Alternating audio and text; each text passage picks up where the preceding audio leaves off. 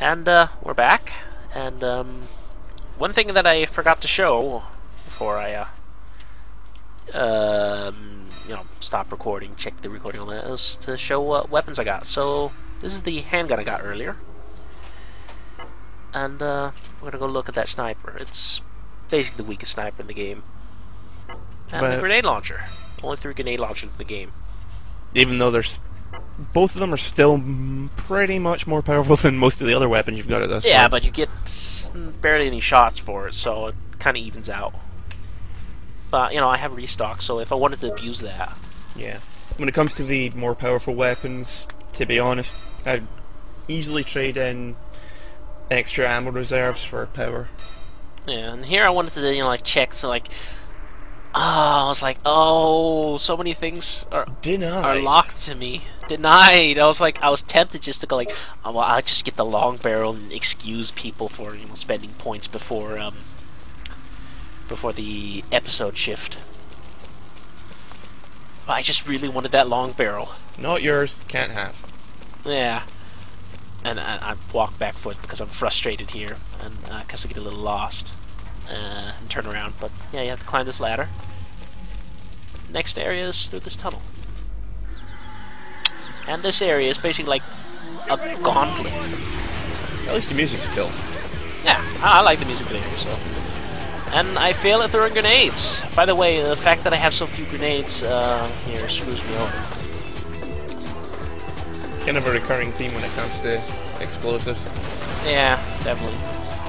Now they say move your troops to advantageous positions. Well, because of those 2 wads there is no advantageous positions. Otherwise you can trick the roller pretty easily. And you have to deal with the roller first.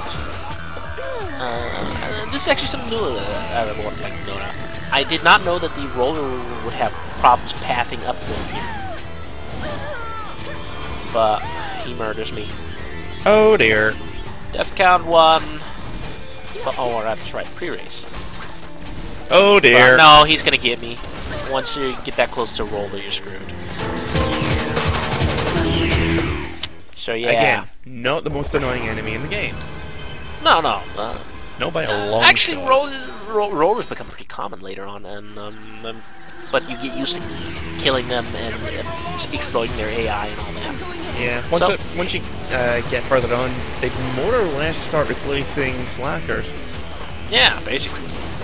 But, rollers aren't really that difficult to kill. They just have a little bit extra hit points. And, my targeting screws me over a little there. And this is what I should have done to begin with. Just stand still, stand my ground, destroy the bastard.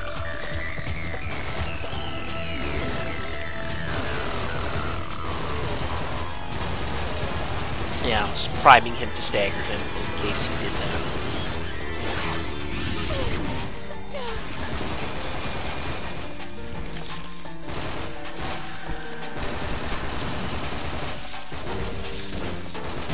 And, yeah, well, it's basically like a gauntlet arena sort of area.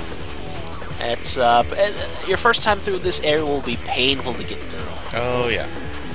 And then you look around and you see a big cluster of 3 up there and you're like, oh god damn it. That's where I gotta go, that's what you see, but they're gonna, snake you around through the area first. Yeah, the RPGs and games in general, shortest distance between 2 points is always a curvy line. Yeah. Well, I say curvy line, I really mean labyrinth. Meet our new enemy, the most annoying enemy in the game of the ones that commonly reoccur, the beanbag. The beanbag is weak towards the shotgun because even while he's in his protective shell, you can still damage him. So, I suggest heavily bringing a shotgun, just beanbags, if anything. Snipers also work quite well because they have a teeny tiny weak point on them. Well, actually, the weak point only shows up when they go close up, and yeah, and you can really only see it unless you're really close or you have the sniper rifle anyway. But for some reason, he just disappears, and I'm not even done killing him, and I'm like, what happened? This is the first time this ever happened to me, but it worked in my favor. I was happy about this bug, because otherwise I would have had another game over. I really hate beanbags, and most people do hate beanbags. is because, let me explain their attacks. They have 3 types of attacks: short range, medium range, and long range. Short range, they sort of just spam shots that fall down like artillery around a huge area that they spray randomly. And then they spray like, sort of like a spray of marbles, which will break barriers. Very easily. Yeah, so if you're hiding behind a barrier or too close, then they will spray those shots at you and break your barrier really easily, really quickly. If you're too close, they'll do their like artillery spray thing, which screws you over. If you're at a medium distance, they will use regular shots, which travel fairly quickly, so your window of opportunity to shoot at them is next to nothing. Their long-range shots are homing shots, which will bounce off walls, and they have a nasty tendency to hit the floor, bounce over the barrier you're hiding behind, then bounce on the floor again and ricochet into your back. Yeah, so you're never safe they from them. bounce over barriers. Yeah, you're never safe from them. And if they hit the barrier, then there's a very good chance that they're likely to destroy it anyway. Well, the only shots that can destroy the barrier is the sort of marble-like shots. I've had if it you're too happen far a couple away, of they times. can't use it. I've had it happen a couple of times at long range, especially in one of the later sections, which took me forever. Yeah, right now I'm basically fairly safe from that one beanbag up there.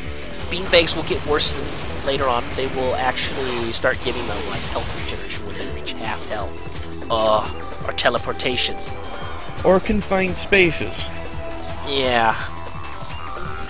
But by then you should also have the weapons to deal with them. But luckily this NPC I dived into, I got a sniper. Actually, it's not even a sniper, it's an anti-tank rifle. So, yeah.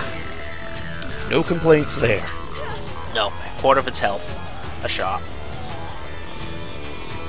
So now I got its attention. But yeah, generally for these guys you want to bring something powerful, like a railgun. Use grenades, snipers, or grenade launchers, or a really powerful shotgun. Again with he ran out of ammo, but guess what? I could just get ammo back again because it's an NPC weapon. So yeah. Also, maybe it's just me, but the less ammo a weapon has, the quicker they tend to reload. I don't think I've really noticed that, but then again, I don't really pay attention to the recharging. Yeah, maybe it's just me, but it seemed to happen quicker if it was, you know, like a grenade launcher or just something with a small ammo pool. And that was really bitter. I was like hoping to like hit the weak point just because, you know, fancy, but no. And here's a gimmick weapon. It's fun. Man, it blows everything up. It's only not fun on the hardest difficulty because this weapon doesn't scale very well. But we'll see that in episode 3. That's a spoiler for my insane mode video. Yeah, you only really get to use it, what, twice in the game? Yeah, I think it's twice, maybe 3 times. Yeah. I'm not sure. Either way, they don't give you enough time to play with the toys. Well, that game is pretty short too, so yeah, it's not like you have much. But still, you know, they give you a tactical laser satellite and they take it away from you as quickly as they give it. I don't think it's really a laser satellite. I think it's from the second Parasite Eve game, the sort of the orbital cannon they have. Yeah, same difference. Only the way they worded it in Parasite Eve 2, they implied that it was a cannon and not a laser. It fires a big bolt of light. That works for me. Yeah. Besides which, if it was something like a mass driver, it'd be taking out half the city, if not half the continent. That's true. Still, I think it was kind of cute that they included the sort of satellite weapon from Parasite Eve from 2 in this game as a weapon. Because you better believe they'll use that weapon every chance they can against the Twisted. I really need to go back and finish the playthrough that I was working on. Yeah, I was replaying it on my PSP. Oh, you can get the Parasite Eve for PSP. Well, I've got the original game, the original PS1 version. Yeah. So I basically just ripped it and encoded it and put it on my PSP. I did not know you could do that. Yeah. I mean, it's you know, I think they offered it recently on the PS Network. Might be wrong. I looked there recently, but I didn't see anything. I think it's only available in the States. I remember. Yeah, that's what I talking really about it hate. recently. That's what I really hate about the PSP network. It's like you switch to an American account and you get all these awesome games, and you switch to the European account, You get Jack. you have like a choice between 20 games. Same thing with the Xbox Live as well. Yeah. Now, if people are wondering why I'm actually just sitting here toying with the satellite laser, is because one, it's awesome, and two, there's a feat I want to quickly get by killing enough enemies with the satellite laser. So, but you know, anti-tank rifle guy. Figure I'd just take those orbs out. At the cutscene in a moment. I'm diving inside the Babel. Wait, I haven't analyzed the data. I'm going. What's that? Preparation?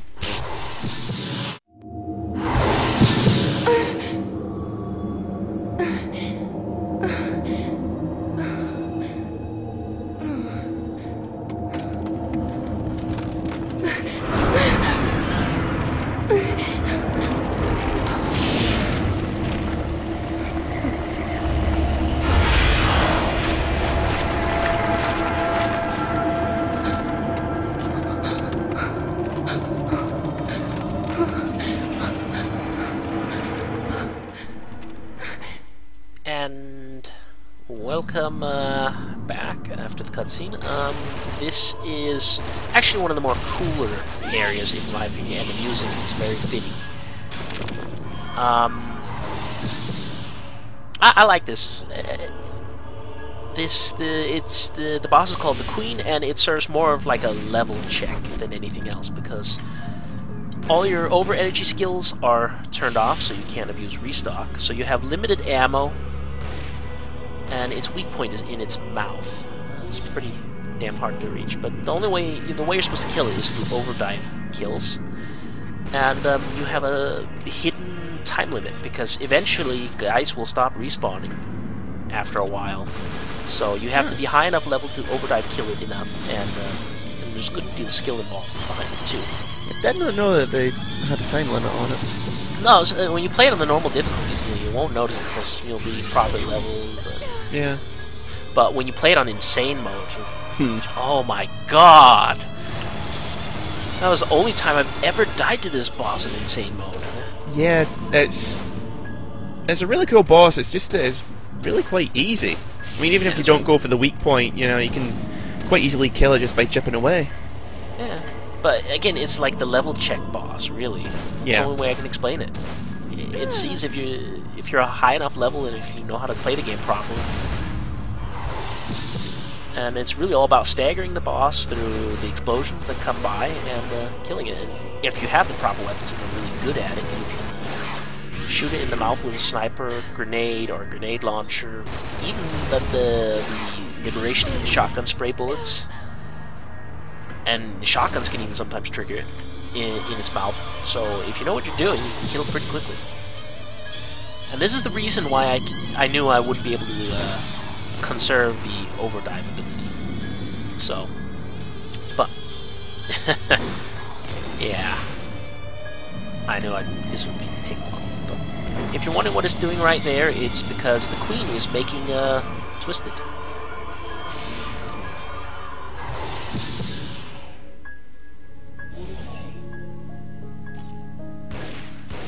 I really love the music in this area. It's nice and trippy for like this trippy area. Yeah, appropriately otherworldly. Yeah. It's not really action or anything, but it's, you know, it's still good. I remember talking about this stage too. When I got the game, I just basically borrowed it off a friend. Oh, she's doing something. Yeah, this is basically your telltale sign when bodies will stop spawning that you can move between. Is after the boss does this 2 times, where it tries to suck you in a vortex and kill you. I think I only ever saw that once. Yeah, if it does it twice, then you'll get one more group of guys, but after that, yeah. Yeah, I think I just saw it the once. But yeah, as I was saying, I was talking about, I borrowed this off a friend, just to see how it was. I wound up finishing it in about 3 or 4 days. And talking to him about this, but you know, we came to the agreement that this stage was basically Lovecraftian, and the music, had H.P. Lovecraft written all over it. Yeah. I mean, I think this area just for a boss fight, gimmick boss fight, especially, it is really just the whole feel of it, the atmosphere, the looks. Yeah, it gives you the impression that, you're going up, you've gone up against the foot soldiers, and now you're going up against something that you really don't quite understand. Yeah, the sort of otherworldly place with otherworldly horror. Again, Twisted are described in the game as time dimension hopping creatures that just corrode time and basically eldritch horrors, more or less. Yeah.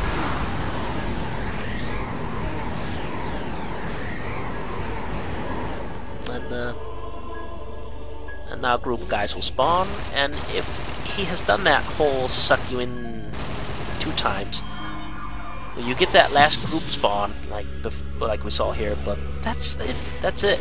So in insane mode, you gotta have the right weapons, gotta know what you're doing, and gotta be leveled up enough. When I basically played through insane mode as level 60 from start to and whatever levels I got to finish. And I was really struggling at queen fights because my level was just my overdrive kill was not doing enough damage.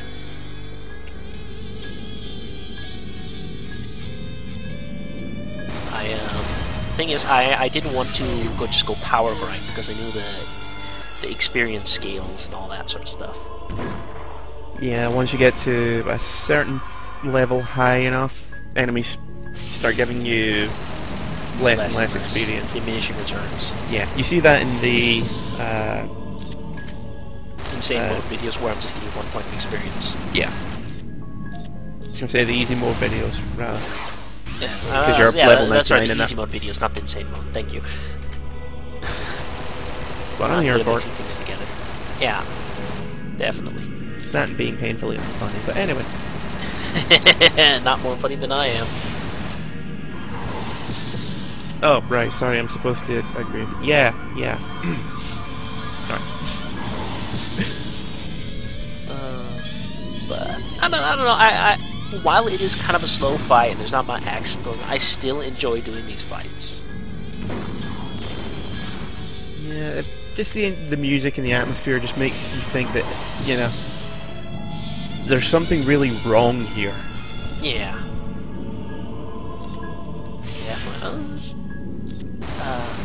No, it's a nice, calm, relaxed boss fight. I kind of like the change of pace. You get out of a hot, actiony area where it's probably shouldn't use that combination of words, but you get out of a pitched battle, and then you get to the kind of calm, relaxed boss. And then you're suddenly they're like the calm before the storm for this mid boss. Suddenly find yourself in the mother of all infected wounds, fighting a pathogen. Yeah. I don't know. As I say, I enjoy it.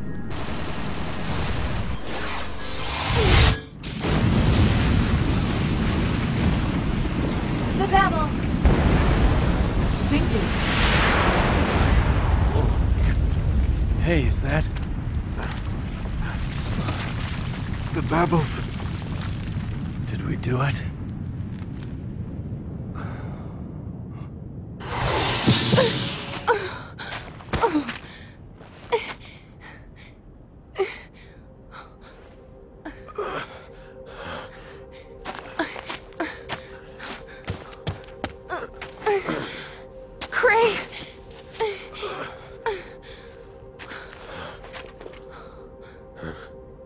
All right.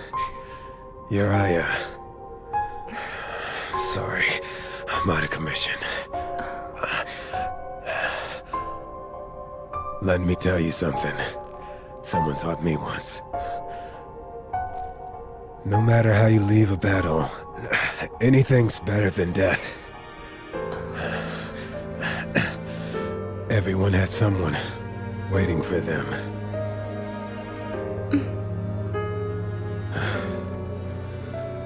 I'm gonna wait for you, Aya. I'll be right here.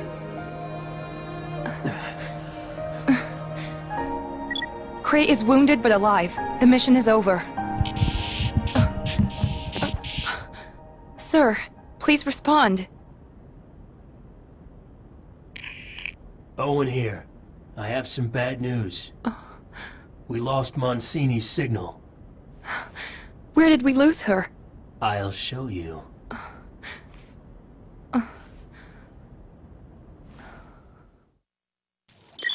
If you want to save Monsini, head to the abandoned building up ahead. Yeah. Hyde and the others are currently looking for Monsini's signal. Now we got Owen talking to The us again. terminal in this room can't help Wonderful. us. This can only go swimmingly. Just dive, or No, whatever wait. does it do. That's So wrong. doesn't he just mean just die instead? Because it sounded like it, huh? Well, you know, he likes the... I you know, honestly likes think that was a Mancini. good line right there. Just dive, sort of. That was one of the few good lines there is actually in the game. Because he really wanted to say die. Haha.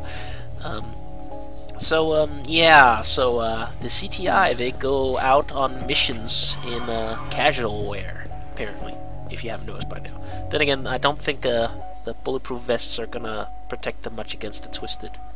Yeah, it's standard game logic. If the armor doesn't look cool, then it's not worth shit. Yeah. And these guys are all wearing generic armor. Yeah. And they still get torn to ribbons. Well, the thing is, I don't think they're designed to protect you against Bullets and knives. not even knives. That depends Well, on they'll the type protect of you armor. somewhat against knives, but they're not going to protect you against an eldritch horror shooting a blast of temporal scrambling energy that will disintegrate you. I'm pretty sure the CTI knows this, so they're just saying, go whatever you feel comfortable in. Look, you're screwed either way, you know. Might as well go out looking fashionable. Yeah. It's snowing. And Let's Cray, see we what know we you got. like your vests. We got a sniper and a sniper. Parts And, for the assault rifle. Yeah. So, we'll see you at the next video.